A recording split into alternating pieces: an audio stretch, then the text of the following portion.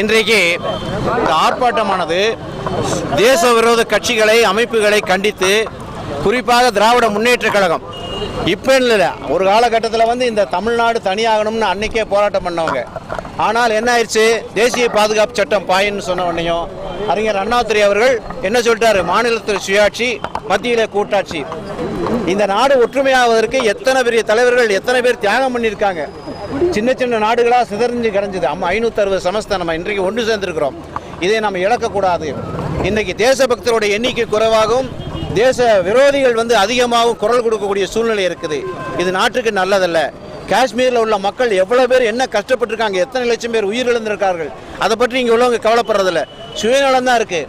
குறிப்பாக சொல்ல வேண்டும் என்று சொன்னால், நம்ம தமிழ்நாட்டுக்கு எவ்வளோ தேவைகள் இருக்குது, செய்ய வேண்டிய வேலைகள். அதை விட்டுட்டு மத்திய அரசை கண்டிக்கணும் நோக்கத்தோட தேச விரோத செயலில் ஈடுபடுறாங்க. ஒரு பத்திரிகையில் ஒரு செய்தி பார்த்தேன், ஹிட்லர் மாதிரி அவருடைய போட்டோ போட்டிருக்காங்க. கொஞ்சம் கூட, அதாவது உலக நாடுகளில் கூட அந்த மற்ற நாடு எதிரி கூட அப்படி செய்ய மாட்டான். இந்த நாட்டுக்காக வேண்டி பிரதமராக இருக்கக்கூடியவரை கொச்சைப்படுத்துகின்ற ஒரு நிலையை யாருமே ஏற்றுக்கொள்ள முடியாது.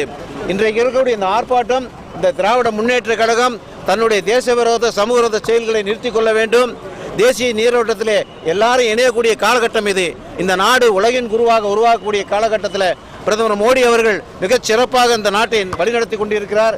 இந்த தேசவிரோத சக்திகளை பாரதிய ஜனதா கட்சியும் தேசபக்தர்கள் ஒன்றிணைந்து விரட்டி அடிப்பு என்பதோடு இதோடு நிறுத்திக் கொள்ள வேண்டும். தேசவிரோத செயல்களை செய்வதை அது திமுகவாக இருக்கட்டும், அல்லது வைகோவாக இருக்கட்டும், அல்லது கம்யூனிஸ்ட்காரர்களாக இருக்கட்டும், இந்த தேசவிரோத செயல்களுக்கு பாரதிய ஜனதா கட்சி முற்றுப்புள்ளி வைக்கும் என்று கூறி இந்த நேரத்தில் விடைபெறுகின்றேன்.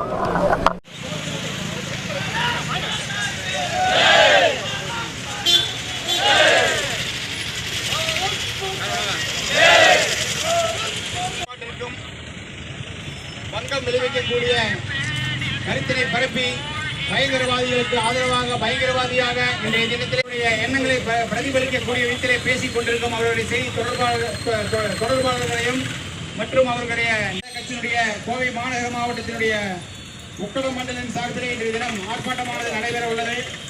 இந்த ஆர்ப்பாட்டத்தினை தலைமை தாங்கி நடத்தி தருமாறு அவர்களை கேட்டுக்கொள்கிறேன். பாரத மாதா அல்லும் மகளும் அயராது பாடுபட்டுக் கொண்டிருக்கும் தேசபக்தர் அனைவருக்கும் அந்தஸ்து 370/35A கொடுத்து விசேஷ சலுகை கொடுத்து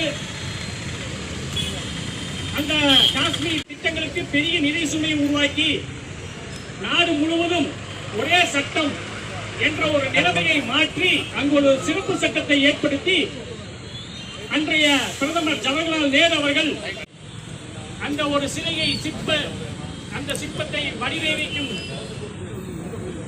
ஒரு திறமையான வல்லுநராக அமித்ஷா அவர்களும் மோடியும் செயல்பட்டுக் கொண்டிருக்கிறார்கள். இறையாண்மை காக்கும் போராட்டம், தேச விரோதி திமுகவை தடை செய். ஸ்டாலினே, முக ஸ்டாலினே, துண்டு சீட்டில் கட்சி நடத்தும் தேச விரோத திமுகவே, மன்னிப்பு கேள்.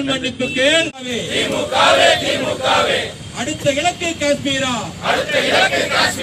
மாநில சுயாட்சி. பாரத தேசத்தின் இறையாண்மைக்கும் என்றும் எதிரி திமுக. பாரத தேசத்தில் இருந்து கொண்டு இந்திய ஜனநாயகத்திற்கு எதிராகவும் பிரிவினைவாதம் பேசி மக்களை விரட்டி அடிப்போம். சுதந்திரம் பெற்ற பாரத தேசத்தை ஆதரவளிப்போம். துண்டு சீட்டு ஸ்டாலினையும் சந்திரபாதி வைகோவையும் ஊழல் பெருத்தொழி தேசம் காக்க உதித்த தேசப்பிதா மோடிஜிக்கு ஆதரவளிப்போம்.